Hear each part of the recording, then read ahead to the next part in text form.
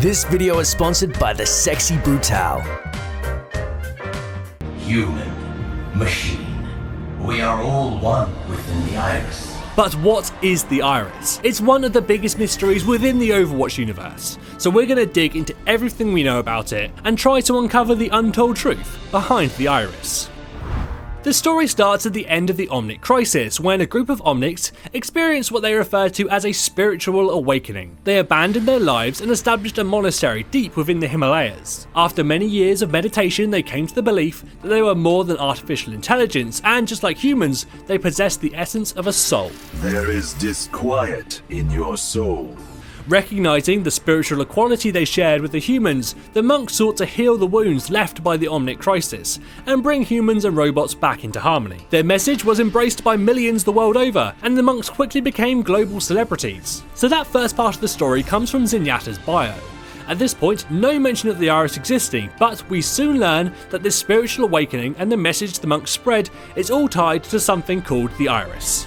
I feel the warmth of the iris flowing through me. The iris is currently referenced in a number of Zenyatta voice lines, and they seem to refer to the iris as a place, something like Mount Olympus or some otherworldly location. Phrases like Pass into the iris and gaze into the iris seem to support this idea, but other voice lines such as I can feel the embrace of the iris so strongly here could also make it sound like the iris is an actual being, a god of sorts that Zenyatta can feel the presence of. Perhaps rather than being the name of a being or place, this iris is actually just the name of the belief system, such as Christianity, Judaism, Islam or Buddhism. This lines up with the wording fairly well, and of course there is nothing to say it couldn't be both the name of the faith and the name of the god.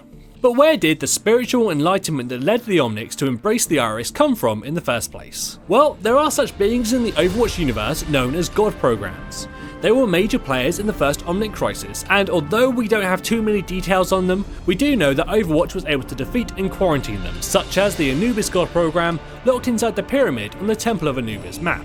We also know one of the major characteristics of the God programs was that they could control Omnics to do their bidding. Lastly, when the Omnics first attacked at the beginning of the crisis, it was without warning and seemingly for no reason at all. So it seems a reasonable conclusion that the God programs controlled the Omnics, forcing them to attack the humans, and then when Overwatch defeated the God programs, the Omnics were freed from their power. But what about if Overwatch didn't catch all of the God programs? What if one remained loose and decided to take a much more subtle approach? The Shambali monks described a spiritual awakening which drove them to leave their lives and build a monastery. Could this have been the subtle influence of a God program? Perhaps rather than simply forcibly controlling the Omnics, this God program subtly influenced their minds, creating the belief in the existence of a soul.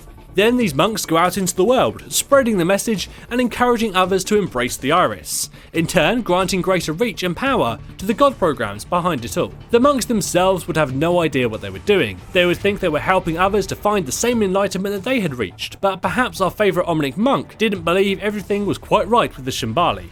Zenyatta left the monastery and is now considered to only be formally associated with the monks. He believed that the best way to repair the problems between humans and Omnics was not through dogmatic teachings, but through interpersonal connection and engagement. He follows his own path, wandering the world and helping those he meets to overcome their struggles and find inner peace. Although he still seemingly worships the iris, perhaps the god program's power wasn't as strong on Zenyatta, and he still retains more of his own mind. Lastly, there is the Sombra Origins trailer, which shows a web of conspiracy that she uncovered.